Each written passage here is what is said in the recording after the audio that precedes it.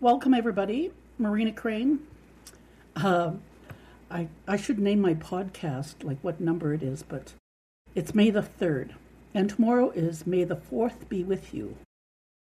So, it's been, a whole week since the sentencing, since the actual, how much time Nathan was going to have in prison. So, I've been debriefing and sort of settling things in terms of how things have changed for me. Not just me, but just for even the victims who took them to court. Now, for me, a huge problem is that a lot of people have been doing really nasty things, not just to me, but even to some of the survivors who actually were, stood up and did their victim statements. I don't know. Well, it is life is what it is. There's always going to be opposition in all things, but at the same time, too, it makes it probably 10 times as hard for victims to come forward and to even want to, stand up and face their accuser and let them know how he or she hurt them. So, but before I go into any more of the nastiness that came out of, or the repercussions after the sentencing and just the sheer publicity, because the whole thing is 20 years on my blog, putting the warning out. I know I know it has to do with social media and I'm just saying, so many people on Facebook and social media were just posting about his sentencing, and I'm going, well, where were they? In Indian country or an Indigenous country or First Nations country, or call it whatever. Where were all these people? Why didn't they alert the alarm or just say, there were few people. There were few people in the past 20 years that I would read their blogs or comments talking about the crimes of Nathan Chasing Horse against their family relatives. I mean, talk about, kicking a dead horse. It is, really. I shouldn't even be commenting, but it is like kicking a dead horse. However, I want to read these things that I sent out in emails. And the reason for this is I want you to get an understanding of the mindset, my mindset, and get it perfectly clear to people so that nobody has any misconceptions about what my original intent was 20 years ago, or even a week ago. So I'm saying this is to you, my audience, because this is a general email out to all of cyberspace. While my memories and emotions are still vivid and raw, I found myself reflecting on unique blessings that life offers us, often exactly when we need them most. My journey towards understanding Indigenous trauma binding was never something I intentionally set out to pursue, but witnessing the sentencing of Nathan Chasing Horse yesterday was deepened my resolve to continue educating others about the strength and assertiveness of Indigenous matriarchy. Okay, because I'm talking as a female matriarch, an elder. I was 54 when I started my blog. Some of the victims are in their 50s now. And some are in their 30s. The persistent ripple effect of lateral violence throughout the healing process reminds me of the importance of being gentle with ourselves. Having Indigenous female support systems is absolutely vital to our healing. If you don't have Indigenous sisters to lean on, seek out what resonates with you and brings you comfort. Leaving Las Vegas, I feel changed. I'm grieving over my old self while also celebrating who I am becoming. And this is part of my podcast. I prepared just putting podcasts out as much as I could before the sentencing. Just putting my narrative out there and trying to explain things and phenomena around Nathan Chasing Horse, one question had asked me, was it because he was an actor at 15 that a lot of people gravitated towards him and followed him in his cult? And I said, no. It was the fact that he used Indigenous spirituality. Now, for all my young audience, young Indigenous and non-Indigenous, for decades since I was a child, there have always been colonial ways of thinking, non-Indigenous people who've come to Native Americans and Indigenous people in the Americas and in South America as well, claiming that, if you convert to Catholicism or Puritanism or this religion or this cult, you'll have the answer because we know you've got it in you. We know this. And a very famous religious organization, in my opinion, the Church of Jesus Christ of Latter-day Saints, in the 60s started recruiting and taking children in the foster care system, much like the Indian residential schools tried to indoctrinate and wipe away Indigenous identity with thousands of Indigenous children in the Americas in the Americas. Now, why am I bringing up Mormonism and Latter-day Saints? Well, they have a book called the Book of Mormon. It's a revelation from Joseph Smith, who also was a, pardon the language, pedophile. Polygamist, runs the largest cult in the world. Now, understand this. When they're indoctrinating young children, Indigenous children, Native Americans, and I'm not just saying the Mormon Church, too. Let me paraphrase this. There was also another organization called Moral Rearmament in the 60s. They started, in the middle of World War II, and they created the Oxford Group, which was the foundation of the Alcoholics Anonymous or all the anonymous support groups. Now, both of these cult-like organizations gathered together. The people who were supporting the organizations were rich, millionaires, industrialists. Like within the Mormon Church, it's their tithing, their congregation that pays into tithing so that they can fulfill a prophecy. Now, in Moral Rearmament, they sent my parents to South American India with there were at least 250 Americans and people from all over the world traveling into these third world countries talking about religion and capitalism. That was in the 60s. Now, also remember in the 70s, too, under, I think, the prophet Spencer W. Kimball, this whole effort for Lamanite placement program. Lamanite is their name for Native Americans or Indigenous people, because that's how it's described in the Book of Mormon.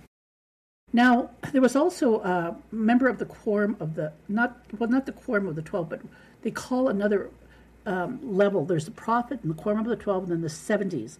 One of the members of the 70s was a Navajo Indian. Not Lamanite in my terms, we'll say Indian, because he was Navajo. And he had gone through the whole system, through foster care, through education. Understand this, Brigham Young University has graduated in more degree-holding Native Americans than any other university in the United States. So you got to understand the indoctrination of all these people under Mormonism. Now, I want to say, the whole reason they were supporting Elder Lee, the Navajo, was because they had said that in the latter days, the Church of Jesus Christ of Latter-day Saints will have a Lamanite prophet. Yes, a Native American prophet. Now, why am I bringing this up? Understand this too. Even in Moral Rearmament, they kept on saying, everybody's greedy. There's absolute honesty, absolute purity, absolute love. And they really pushed those absolutes, a cult mentality of forgiveness, much like Indian residential school did in the priests and all these people who, did horrific, unforgivable things to our children, indoctrinating them to forgive those people who did horrific things.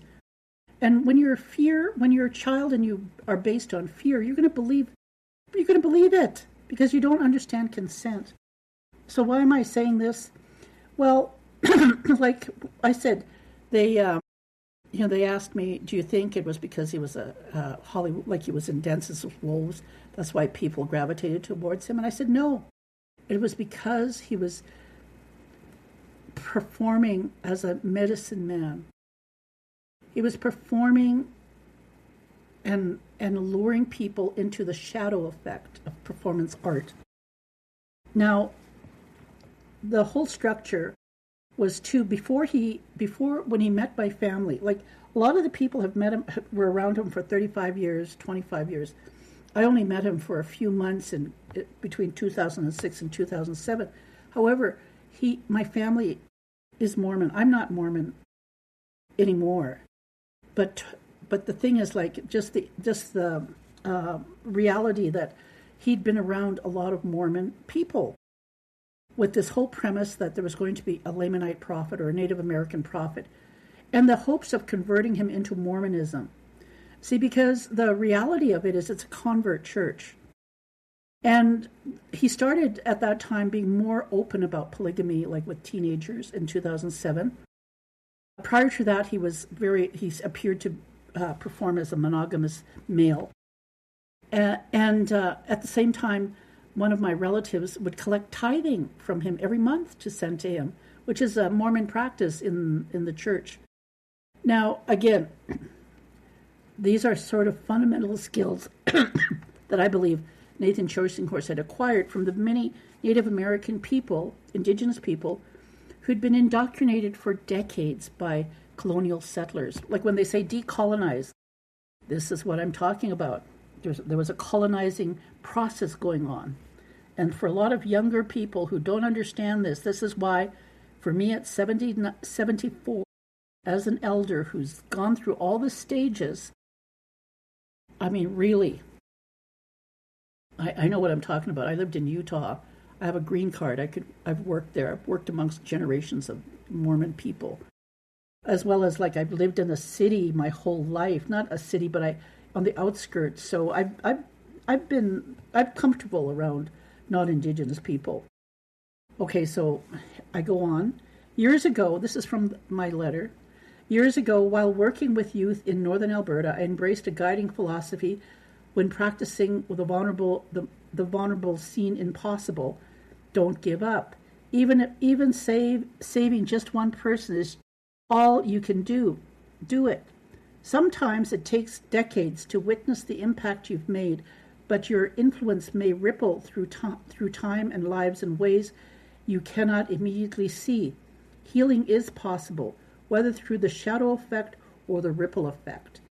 So when I talk about the shadow effect of Nathan Chasing-Horse or the ripple effect, you have to understand, like the performance piece was trauma bonding, and the effect of it in the public space was that there was a process that once you went through the process, like going into the Mormon temple, or like I'm using that as an example, that something became sacred. So that's what Nathan Chasing-Horse did with his ceremonies with Weepy and Sundance, and all these non-Indigenous people who supported him were just like mansplaining other Indigenous people, mansplaining Indigenous people who didn't grow up on their reservations or First Nations, or had been adopted or fostered, or some horrible, unforgivable things happening to them, and they were searching and were most vulnerable. Okay, so I go back and reading. Yesterday, as victims of Nathan Chasing-Horse gathered, I felt the presence of those who could not be there in person. I am profoundly grateful to have been a part of their story. Across in various communities, Indigenous women are sharing their healing journeys in support groups, and the psychological impacts some will carry for the rest of their lives are immense. Yet being believed and respecting brings deep comfort and hope. So for years, nobody believed me. Like even when my niece disclosed to me, it took 6 months. I had talked to the women whose daughters I had, like they wanted to bond, and I was the technician, and I set up these 6 weepy ceremonies for Nathan and his followers. And even after my niece disclosed, she recanted. And in front of a group of people, I said to her, you cannot go down to Bear Butte and fast because you're lying. You told me he He only has sex with you, and now you're changing the statement. You're protecting him. And I said this in front of everybody who just came out of a sweat. I challenged her and I said, when you disclose, it's between you and the Creator. When you do these ceremonies, going to Sweat Lodge, Weepi, Sundance, what you do in your conversation with yourself is with the Creator, nobody else, not me. I said, but you disclose to me, and I'm letting you know this is gonna come back.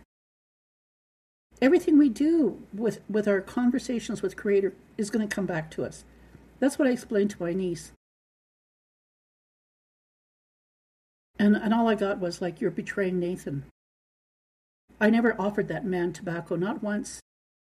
During those 6 Weepi ceremonies I organized for him, I didn't give him tobacco. It was the people who hosted him that offered him tobacco, not me. Now, when I started writing my blog, I didn't know who was reading, because very few people ever emailed me. Just like right now with my podcast, I don't know who's listening, but I put it out there in cyberspace with a deep trust and faith that somebody's going to be listening, and rightfully so, they did. And I did meet them on March 11th. Like I said, to have them come forward and tell me they believed me and respected what I had done was a real comfort and gave me hope that what I do in my podcast and what I say and I've been doing means something. Okay, so I'm going back to this letter. Many have wondered why I chose to bear witness of Nathan Chasing Horse's sentencing. A childhood friend once told me, Marina, people believe our deceased loved ones are gone. They're not until their spirits are released.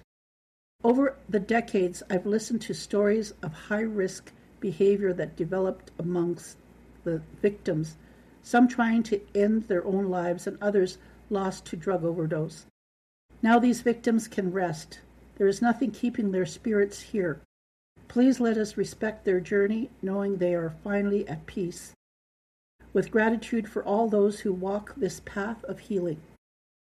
So that's bittersweet, because talking to my childhood friend and knowing like all the work she's done with murdered and missing Indigenous women. She'd been in the organization for the National Women's Association of Canada for decades. And just the fact that like they even though the deceased are gone, their loved ones are gone, their spirits are still here. And rightfully so. My niece passed away 4 or 5 years ago. She became a high-risk teenager with all the horrific things that were done to her by my brother and Nathan. And other people afterwards. Like my niece, she later believed and understood why she had to report Nathan. But again, nobody believed her. Whatever reports were put out there, they were lost. But the fact that I was there in that courthouse witnessing the sentence and knowing finally she can rest, and nobody now can say, do they believe her or oh, this happened to her. No, she's at rest now. She died a while ago, but I helped her release her spirit. In that courtroom, I said to her, "You can go now, my girl. He's justice is being served. He's paying for what he did to you. Like my brother paid for what he did to her. Now Nathan's paying for what he's done to her. And she can rest now." See, this is what my friend and I were talking about in terms of people who die and victims of violence. Some of them, their bodies haven't been found. Some of them will never see justice in the court system. So this is why, as a matriarch, we do the work we do. It's. You can ask any Indigenous woman. You can ask them about the battle fatigue they have in being the leaders within their family units. And I don't think non-Indigenous people understand this, because you have to be born and raised in it. So that's just one part of what I had written as a debriefing after the sentencing, like the very next day, like so that was fresh in my mind. And then at the same time too, I also had a fellow who had been there all the time. Let's see, and again, I didn't expect him to like he showed up on March 11th to support, and the reason too is like in his work when he reports on victims of violence, rarely does he ever see them go to court or like a sentencing. So for him, it was also closure. And even then, when the sentencing was delayed on March 11th, I didn't think I'd see him again. So we sort of just said, we'll see each other on live stream. And so that was the whole intent, was just, that was it. We're going to witness the sentencing. It didn't happen. We met to the victims and spent about at least 10 hours talking to them. But anyway, I managed to find funds, and I said that I was going back because I just felt that when I first saw Sierra come out of that courthouse after the sentencing was delayed and she just broke down in her mother's arms, I just thought they need support when the sentencing happens. Like, how long have they been crying, trying to seek justice? And I gifted them 2 star blankets, mom and daughter, because, and I said to them, all these people all over who have been victims of Nathan Chasing Horse, who have victim statements, you're representing them. I said, but you have the opportunity to tell him in the court how he hurt you. Like, the fact is, if he doesn't have the self-respect, he doesn't have the wherewithal to even comprehend that. But that's okay. I told him, it's you facing him. Like, their fear, they're facing him. They're safe. They're empowered. I said, you'll carry that on, and you'll each time you have a self-defeating thought, it'll get a little easier, because you're starting at some point to eliminate how you feel about yourself. That whatever shame, whatever you're carrying, you're feeling it. You're feeling it in that courtroom, and that's part of healing. So, and I had said to this traveling companion, who's a European white male, I said, I'm going. This gifting that I'm giving them is private. Okay, so, but at the same time too, because he's non-Indigenous, and he was holding space, as challenging as I am as an individual, he took the challenge and he held space. Now he witnessed this event of justice being served. So I gifted him. And this is the story. He said, because it took a long time to trust him. I don't know how to explain it, because you can have trust. But for me, I'll just use an analogy, and this is what I told him. I said, when I first met you, like physically met him, I had talked to him on the phone, but when I physically met him, I said there was a certain energy, like it triggered an energy that I remembered 55 years ago of a man that I trusted. And based on that memory of that man that I trusted, I felt I could trust this man. And that's what I told him. You carry this energy of somebody that I remembered. I had to revisit emotionally those memories for 2 years as I'm conveying my story to this non-Indigenous man who's interested in this story. Now, why am I bringing this up? Because it has to do with trust. And for Indigenous women to trust non-Indigenous man, especially when, like I said to him, I have white uncles. I have friends whose fathers are white who are racist. I have relatives whose father's family were so ashamed they'd have them in a different house than them when they visit because they married an Indigenous woman. You know, I've had Indigenous women whose fathers are white who were ashamed to be Indigenous, and right now they're going through a process of reclaiming their identity. See, for me, I've always been Indigenous. Any shame or guilt I had nothing to do with my identity, had to do with trust. And so I try to explain that in my podcast in early childhood development, and it's a part of it if you want to listen to the previous podcast. But why I bring this trust issue up and how a memory can trigger, just like a negative memory, like a childhood trauma can trigger deep emotions, and those emotions sometimes you just don't want to feel or live. But this memory that I had 55 years ago wasn't traumatic, and I told this traveling companion of mine that it wasn't. But at the same time too, I wanted to let him know, like, I'm like these feelings and how I use these feelings throughout my whole process.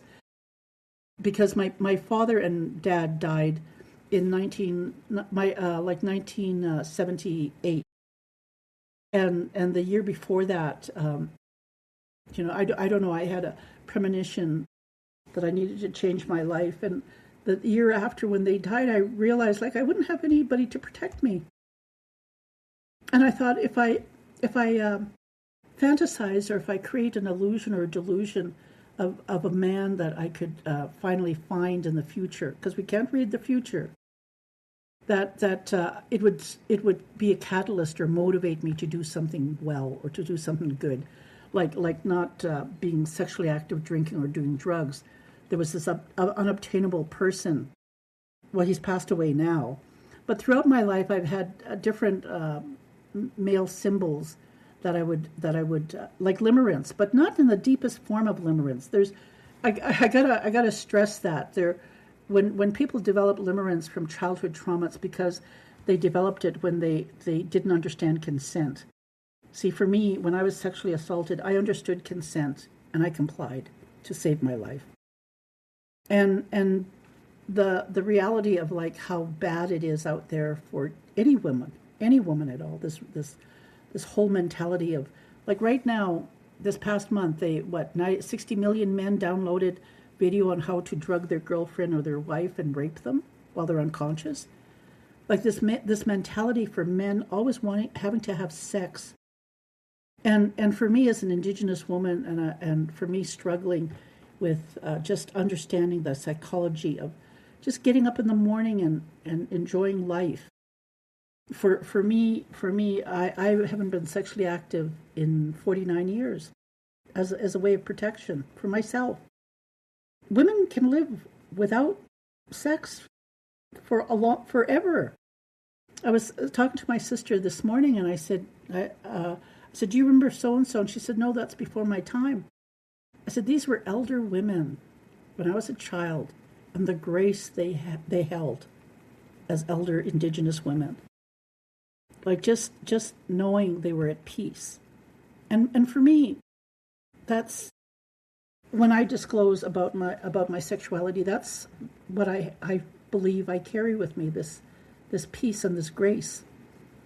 Knowing that I chose not to get married and I chose not to have children. And it's a choice. But a lot of times people are raised and pressured into marriage, or they call it infantilization, where you're not allowed to talk about things and you're forced to do things or submit, or peer pressure to get married and have children. Which again, too, who is it serving? Especially when 70 years ago, in the 70s, you couldn't own a credit card as a woman or own a house. If your husband demanded sex, you had to give them sex. They would rape you. There's a whole series of even how men treat women after they have children, after they give birth. like the just the violence that men who marry the wives, and what the women have to endure. Like those things, I truly believe, like for young women, women need to talk about it, and women are talking about it. I know not just Indigenous and Black, and there are all types, all women all over the world are talking about it. And like I said, even you look at Iran, and like in the 70s, they were doctors, lawyers, whatever, and they didn't wear burqas, and now all that freedom was taken away because of religion. So again, what Nathan Chasing Horse did was because of spirituality. Okay, now I'm trying to let you understand truth and reconciliation. Okay, because not all men would have done what this non-Indigenous European man did. And I'm not saying his name out of respect for him and the privacy of his life, because a lot of times, people can be really mean. Like I'm going to talk about how mean people are to me and to the victims of Nathan Chasing Horse later on in the podcast. But imagine, that this individual is doing this out of his own. Like he's not getting paid for it. He's using his own personal money to come to Las Vegas on March 11th and on April 27th. Okay, so this is what I wrote to him. I said, I want to take a moment to share some thoughts about what it truly means to be a witness for truth and reconciliation in Canada. Embracing the role is an active and ongoing commitment, one rooted in acknowledging the deep harms caused by Indian residential school system. It requires us to move beyond simple observing and instead to engage wholeheartedly with the stories and the experience shared by the survivors, intergenerational survivors, and Indigenous communities. As witnesses, you listened. As witnesses, you listened with intent and empathy, honoring their truths without minimizing or deflecting them. And believe me, like what I put him through, or what we put him through on March 11th, he might not think it was impactful, but it was. Just to listen to all the stories of the people who followed Nathan Chasing Horse for decades, and how they, like as they put it, they drank the lemonade. They didn't know, like the one lady says, Marina, she says, I came up to Sutina and I saw you. He said, when I saw you, I saw an elderly woman. And I said, yes. I said, all these women who contacted me claiming that I was this chasing Nathan Chasing Horse, trying to seduce Nathan Chasing Horse. Like I said, until they see me, they just believed him. And the fact is, even people from my community who supported Nathan, and even my own relatives, would not defend me. So it was a real blessing, like that showed me respect and just shared their stories of how my blog had influenced them to really look into what Nathan Chasing Horse was doing. I'm just grateful. I'm just grateful that this individual, this non-Indigenous European man, bore witness to how I interacted with the victims, and how I told them about my struggles within my community, with what was happening with my niece, how she became high risk, and how she passed away. So this letter goes on to him. But listening is only the beginning. Our responsibility extends beyond hearing to acting. It means educating those around us, challenging colonial narratives wherever they persist, and supporting Indigenous-led efforts that advance the calls for action laid by the Truth and Reconciliation TRC. So that's what my podcast is about, and that's what I'm going to be talking about later on the educate. I'm using it as education, and also trying to decolonize narratives, even with people who I've known for years. This commitment reaches into our daily lives, shaping how we build relationships, influence policies, and foster meaningful reconciliation. Being witness means accepting the responsibilities to ensure that the truths you hear are not forgotten or overlooked. By doing so, you help contribute to healing, support transformative change, and advance an ongoing journey towards reconciliation. Thank you for considering what this important role embodies and for your dedication to shaping a better future. I said that time and time again, like just thanking him. Because when the Fifth Estate aired the Circle, or the I forget what it was called, about Nathan Chasing Horse 2 years ago, this individual again championed it. He fought to get this story going. There was APTN wasn't doing it. It was really difficult for the workers at CBC to even get the approval, because all of a sudden this whole story of Buffy St. Marie blew up. So there was a whole bunch of controversy about dealing with Indigenous issues. Then this whole, so you got to understand, this was a real, it was really hard for this individual. I can't imagine, but for me, I felt obligated to let him know, I really appreciate everything and what you're doing and the struggles you've been facing. But at the same time, too, it was important that he heard from the victims, and they said it. NBC and CBC did their own stories on Nathan Chasing Horse in the States, but the victims, they heard the one of CBC in Canada, and they said it was out of all of them, they were the best. And he needed to hear that. I believe he needed to hear it, because it's one thing to just say, oh, nice job, and pat him on the back, and out the door you go. This, for me, the impact of murdered and missing Indigenous women and the exploitation of children, as well as the people who deny the intergenerational trauma of Indian residential school, is a holistic, collective approach that we as Indigenous people try to decolonize our own people as well. So the letter goes, this is, see, I gave him a gift. See, what happened is, he was talking about when he was a child, he stole a lighter, Zippo lighter, from his neighbor in Europe. And for me, being Indigenous, I'm going, what's a Zippo lighter? See, it's American. Yeah, sure, I had this allure of the United States. I did go and live in the States for 10 years. But that delusion or illusion is gone. Whatever fairy tale and Disneyland thing about the U.S., it's dissipated. My bubbles burst. I have no nobody can convince me any otherwise, what the United States is all about. The first 100 years of colonization, Portuguese, Spanish, Dutch, English, and French, killed 5 generations of our children. That's 125 million children for the first 100 years. And they're still trying to kill off our children by putting them into foster cares, and they're being trafficked at the age of 15.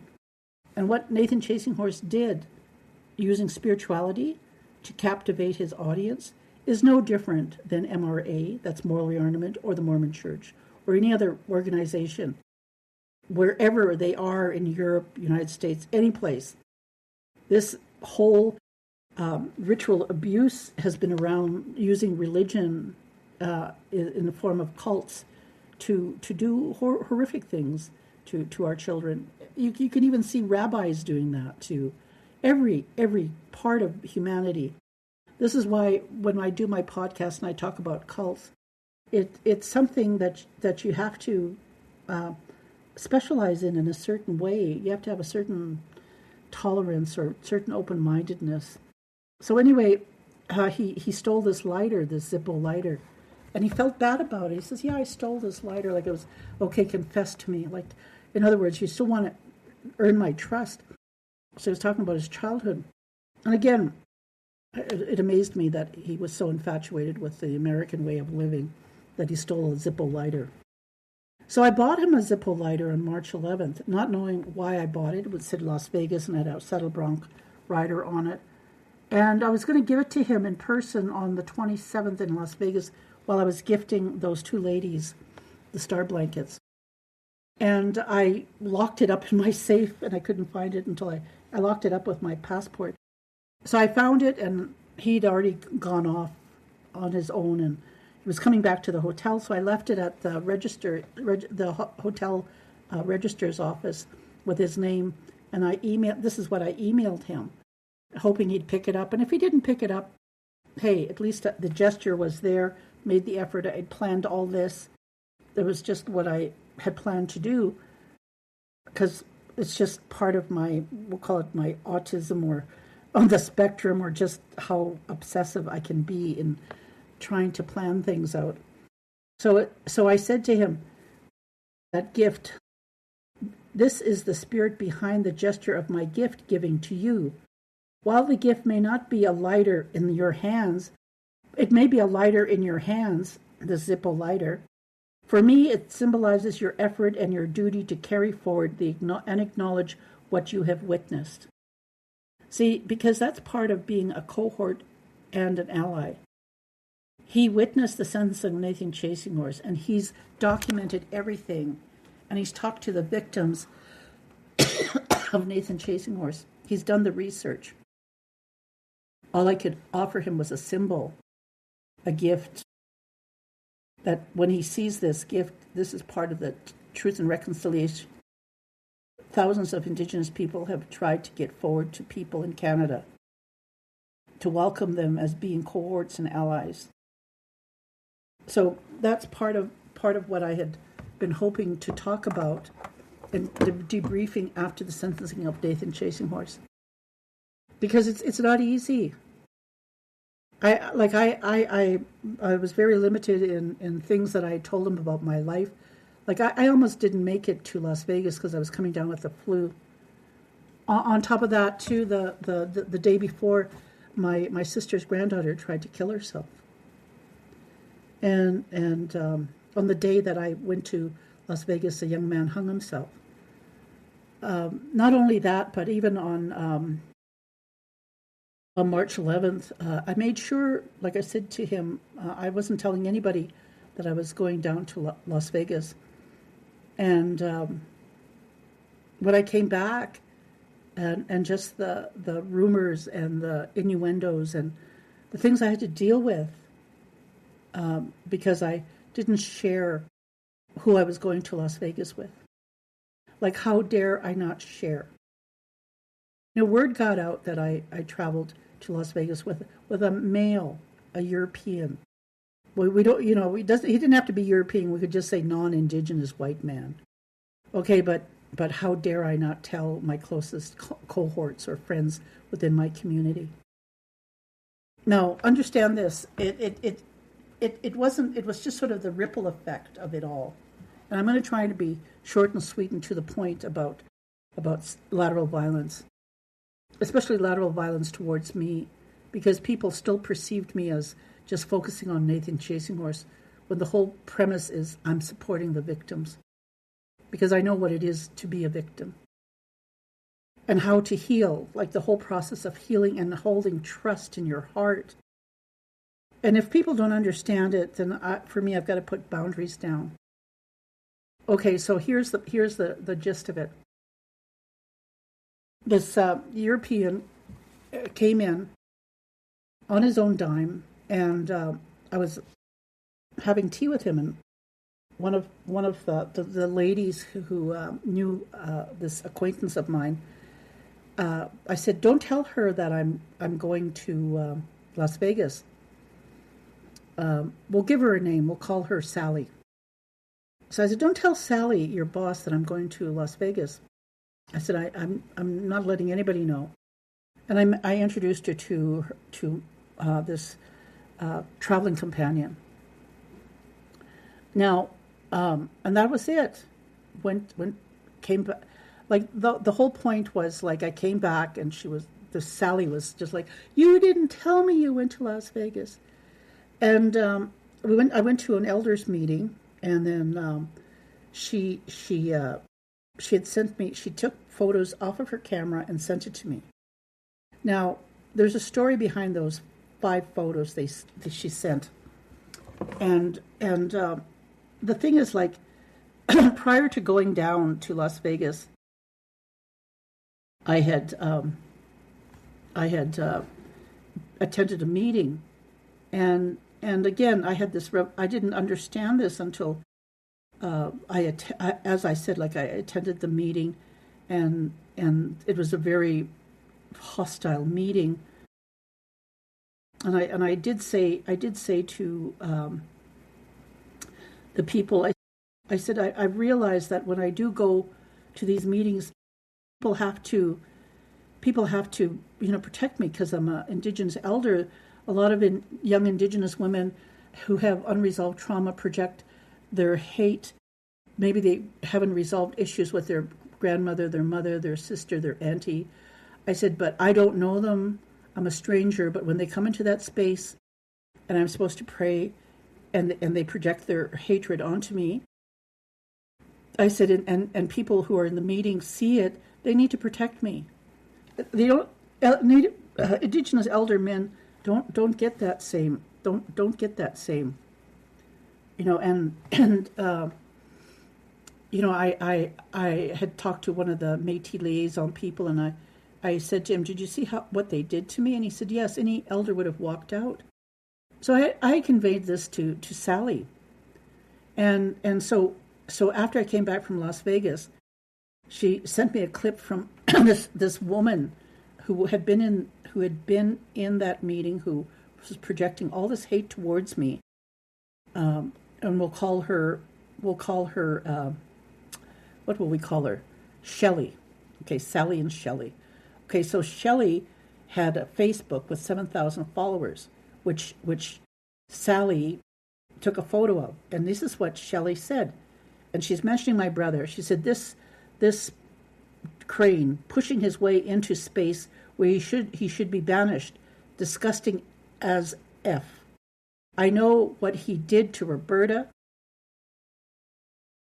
and his sick sister Marina Crane sticks up for him. She's a child predator herself. Broke my heart, audience, broke my heart. I didn't need to see this. Just put gross colonizer behavior. See what the thing about it is, like, my granddaughter, we'll call it Stockholm syndrome because her and her mother and the brother are still follow Nathan Chasing Horse. She added her comments. She says, right, it's heartbreaking. It's so disgusting seeing him showing up everywhere and no one says nothing. I don't care. I come from a reserve that I have to pay to vote me on. Or I don't know. Anyway, she just says, my granddaughter just says it's disgusting to see her uncle show up everywhere and no one says nothing.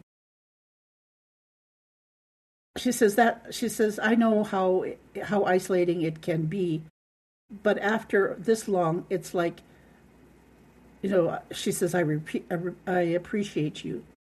I have nothing to lose out there. Therefore, I'll always stand for those who have been victims like Roberta. Now, understand this.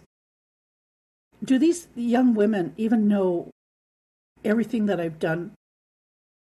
Did they even give a care of how dangerous Roberta became because of what my brother and Nathan did to her? Do they even know how I tried to protect my brother's children? I couldn't get Roberta back into the community because she wasn't a band member, and I explained it on my podcast. But all the things that I've done, even to try and get a therapist, for her to visit her brother and sister, and the reality is that she couldn't see the difference. She was a danger to her brother and sister. So if this woman, this Shelley, having this defamation towards me, and my granddaughter supporting her, it was heartbreaking. Now, why am I bringing this up? My sister said, "Don't let them get to you."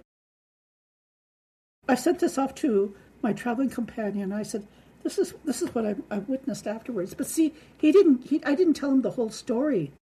The only reason he was involved was because Shelley had talked to the lady who works for her, the one that I'd introduced my traveling companion to.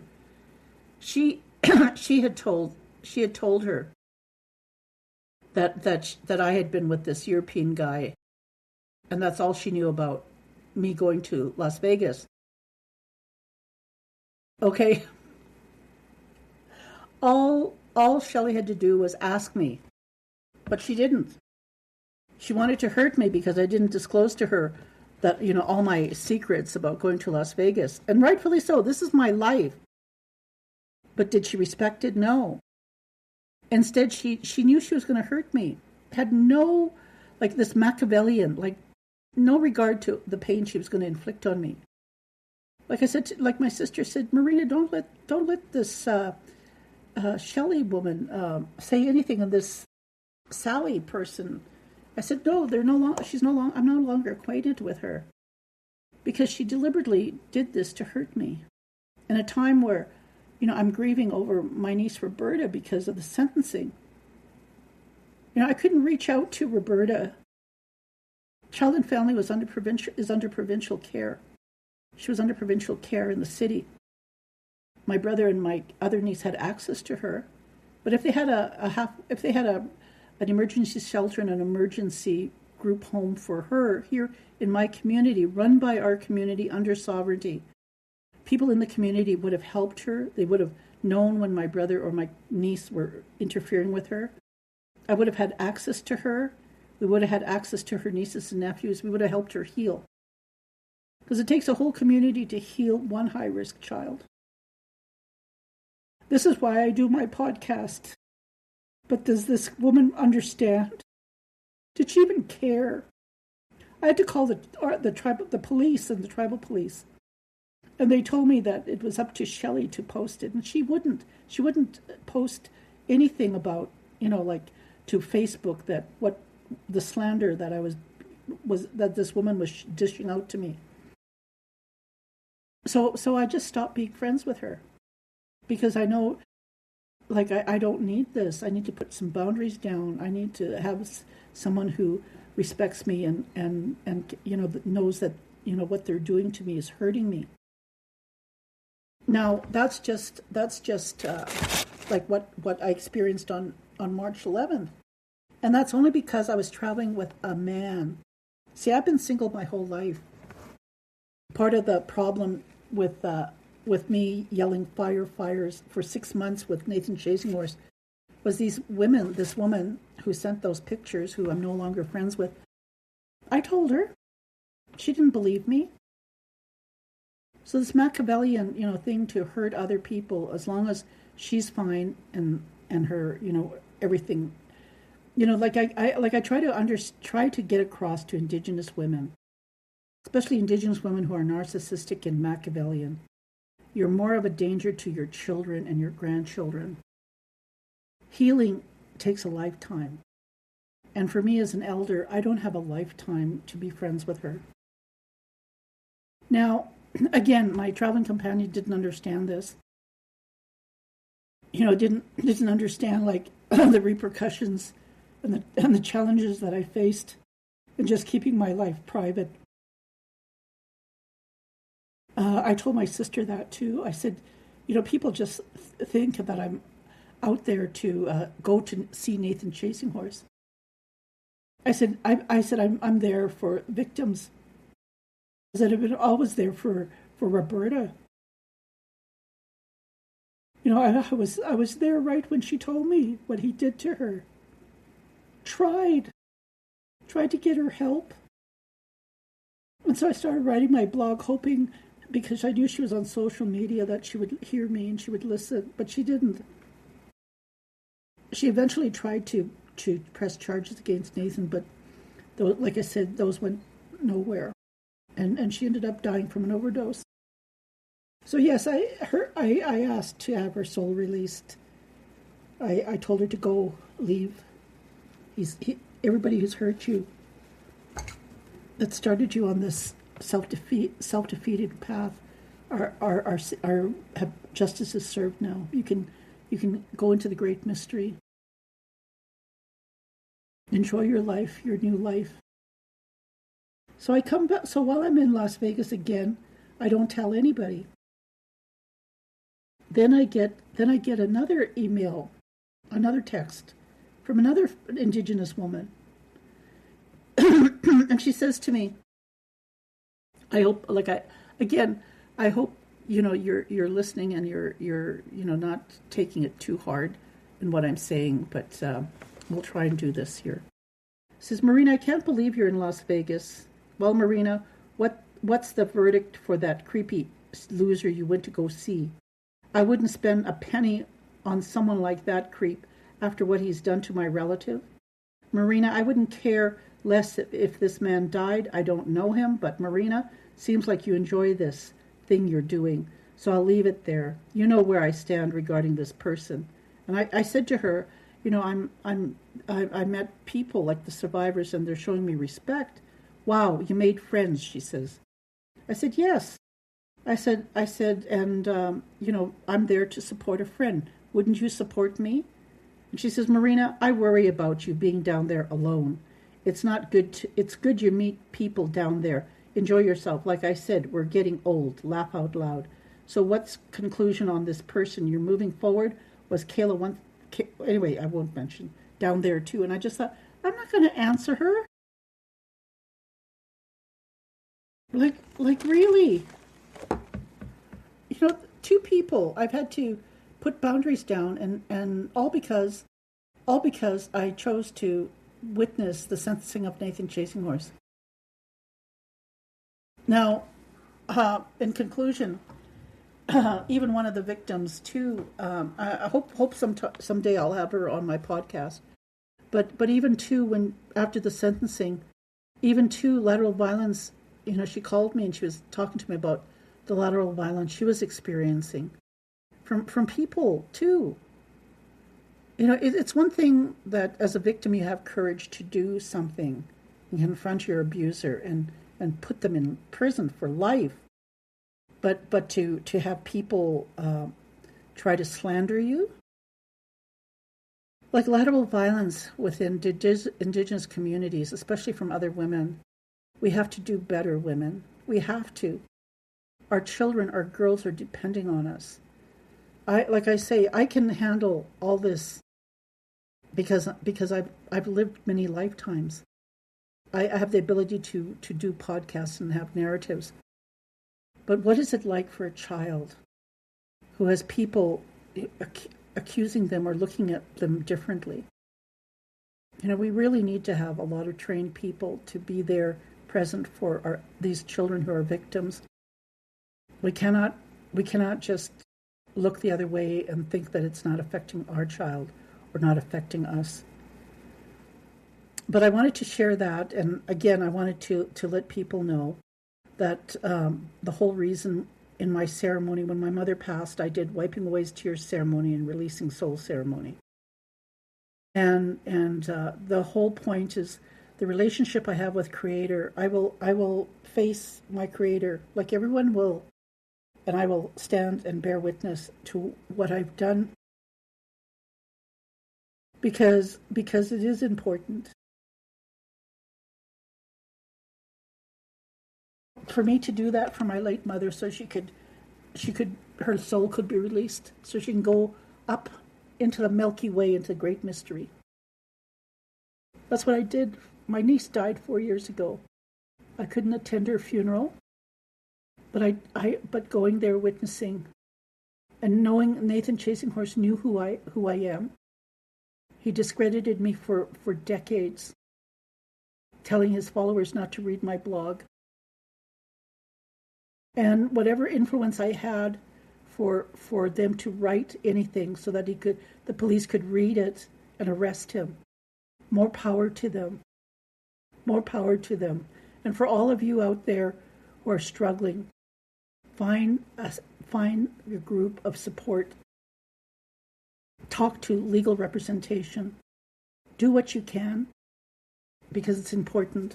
Your life is important, and healing is possible.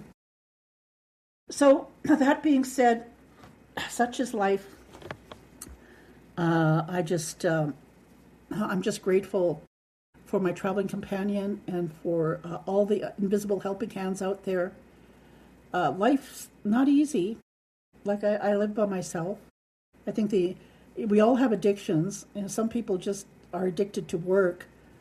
My my addiction is gambling, and also my podcast. But I do hope I've reached someone today. And again, if some of the, I know it's triggering, but there's sources out there, 1-800 numbers you can call. With that being said, tomorrow is May the 4th. At that time, may the 4th be with you. I'm doing a series of Star Wars right now.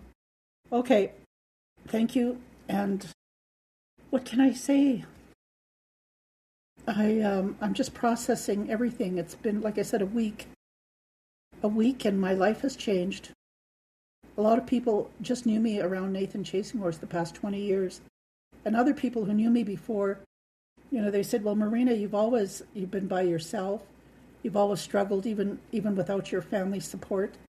Nothing has changed. I'm still, like, the lateral violence that I've experienced with people who I was close to. That's the hard reality. But again, too, be mindful. Choose. Really think about and every day, embrace and release things that don't serve your purpose. I truly believe Creator and the grandfathers and grandmothers' will is being done. We're not alone. We're never alone. Like, I say this like I'm alone, but I'm like physically, but spiritually and emotionally, like everything else. No, we're never alone. Okay, said enough. We'll talk to you later. Again, it's May the 3rd.